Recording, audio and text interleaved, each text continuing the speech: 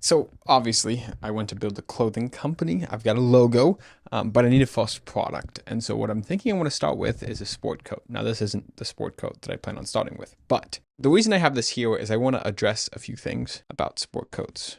First of all, the price range. Sport coats are expensive, which is why I want to start with them, because starting a clothing brand is expensive.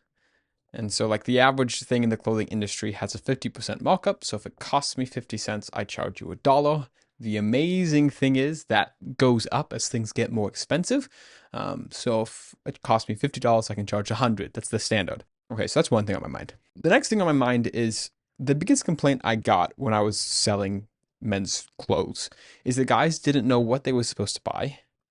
But they knew they wanted it to last them a while. And the problem is inherently the way that modern sport coats are designed, they don't really let you do that. And so there's a few things I wanted to do to the sport coat, kind of things I wanted to take from older sport coats and maybe some more casual jackets that would make it be able to last longer. And so this is my initial idea, is like I want to sell a 20-year sport coat. I want to sell something that you buy, and for the next 20 years, you can wear it. It'll be in style. It will be functional, probably only get more comfortable over the time, not less comfortable, and be able to adjust with body changes. So there's a few places I'm thinking. Number one is actually on the back. So let me get this turned around and I'll show you some pictures.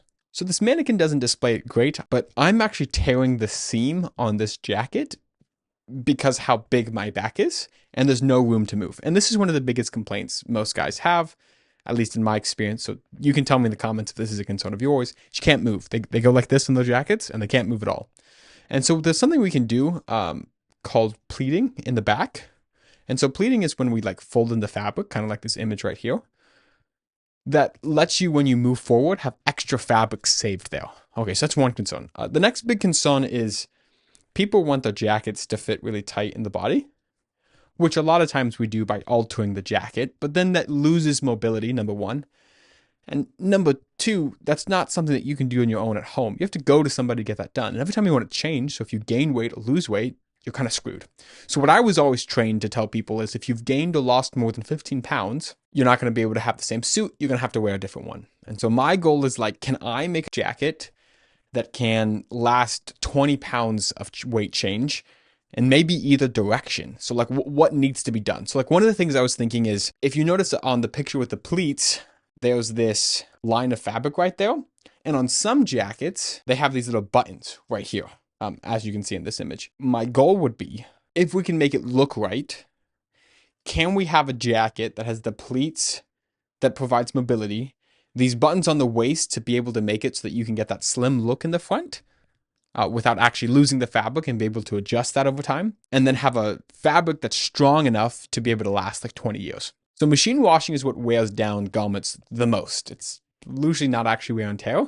It's the washing and drying process. And the problem is, for example, this right here is a mixture of wool and silk, this jacket. And so it's not machine washable. It has to be dry cleaned. And dry cleaning is even harder on clothes than normal washing and drying is, because you can't control the temperature. So what do we have to do? Well, we have to design a jacket, if we're going to meet all the standards that I want, that not only have design aspects that are more flexible than ever, but we have to make it out of material that is stronger and more durable, and also machine washable, so that guys aren't complaining about being able to throw in the laundry, but it's still breathable. Okay, so this is the last thing. This is a breathable jacket because it's wool and silk. So breathability is basically its ability to adjust depending on temperature. With wool wicks sweat off of you. So in hot temperatures, it helps cool you off. And then in cold temperatures, it insulates. And so breathable fabrics are fabrics that are almost like temperature adjusting. And I don't understand all of the physics of it, but I think from what I understand, a lot of it's to do with like moisture wicking. But anyways, we need a fabric that does that as well. So I've got a lot of things to handle ahead of me, but I'm kind of excited. If you want to see what I end up designing, I would super duper appreciate you hitting the follow button, and let's see what we can make.